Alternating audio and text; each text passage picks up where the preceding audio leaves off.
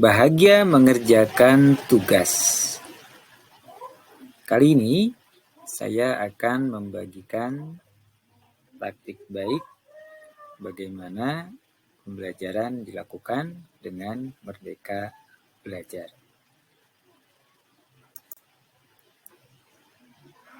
Keadaan di kelas 1 di sekolah kami itu dari 29 anak di kelas hanya ada 7 anak yang bisa membaca lancar. Kemudian 8 anak itu membacanya terbata-bata. Dan sisanya masih ada kesalahan di dalam mengeja. Maka ketika pembelajaran berlangsung, buku tidak bisa dijadikan sumber utama. Karena pasti akan menyulitkan bagi anak yang belum bisa membaca atau membacanya masih terbata-bata. Bahkan bisa jadi mereka akan merasa bosan, akan stres ketika melihat walaupun bacaannya sedikit, namun bagi anak yang belum bisa membaca, ini akan terasa berat.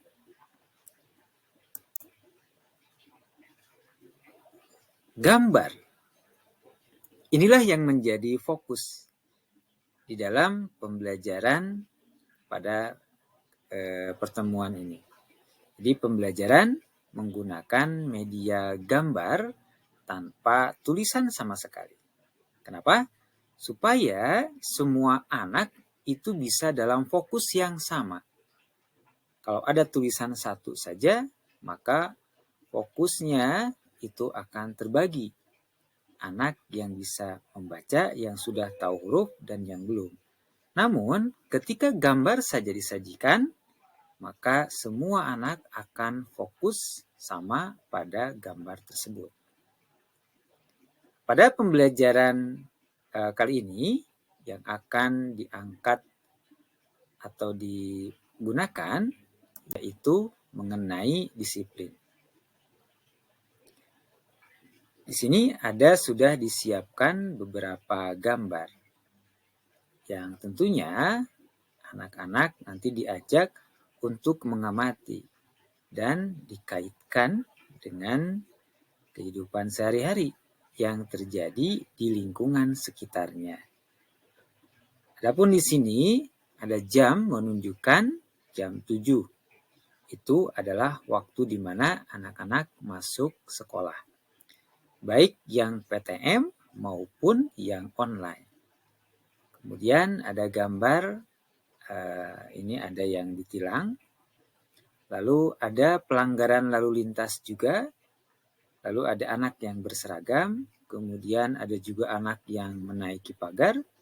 Lalu ada gambar anak yang mencuci tangan, memakai seragam.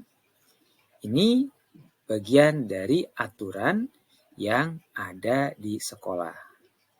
Dan aturan yang saat ini tengah berlaku, yaitu memakai masker ketika keluar rumah.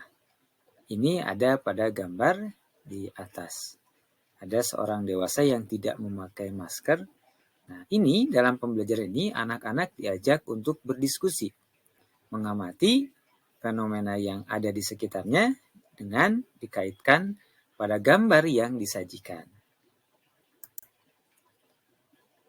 Lalu, di saat menjawab pertanyaan guru, peserta didik yang sudah bisa membaca dan menulis, itu menuliskannya di kolom chat. Nah, ini pembelajaran jarak jauh. Pembelajarannya itu pada jarak jauh. Sedangkan untuk memfasilitasi anak yang belum bisa membaca dan menulis, langsung menjawabnya dengan lisan. Setelah anak-anak yang sudah bisa menuliskan, sudah bisa membaca, dia menuliskannya langsung di kolom chat. Setelah semuanya, karena sudah terlihat 7 anak yang bisa menulis, lalu yang lainnya itu ditanya secara langsung untuk menjawab berbagai pertanyaan yang kaitannya dengan disiplin. Nah, lalu ketika sudah pembelajaran berakhir, ini dilakukan refleksi. Ketika refleksi dilakukan, semua mengutarakan dengan lisan, baik yang sudah bisa membaca maupun yang belum. Apa yang mereka pahami dalam pembelajaran ini, lalu apa yang belum mereka pahami, di sana bisa langsung mengutarakan dengan lisannya. Nah, pada sesi tugas yang harus dikerjakan oleh peserta didik, itu diberikan 3 pilihan. Yang pertama ditulis, lalu bisa di-print, dan langsung di perangkatnya masing-masing. Jadi diberi kebebasan, anak mau mengerjakan di mana. Ini tentunya dengan pendampingan orang tua juga, di mana ketika menulis, itu orang tua yang memperhatikan, yang membimbing, kemudian di-print tentunya orang tua yang ngeprint, lalu diberikan kepada anaknya untuk dikerjakan.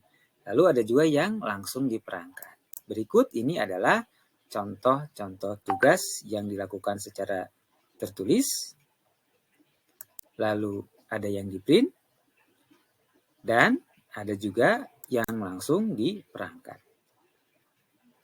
Demikian praktik baik yang bisa saya berikan. Terima kasih, mudah-mudahan dengan pola pembelajaran seperti ini, anak selamat dan bahagia, selalu senang ketika melakukan pembelajaran di sekolah. Terima kasih.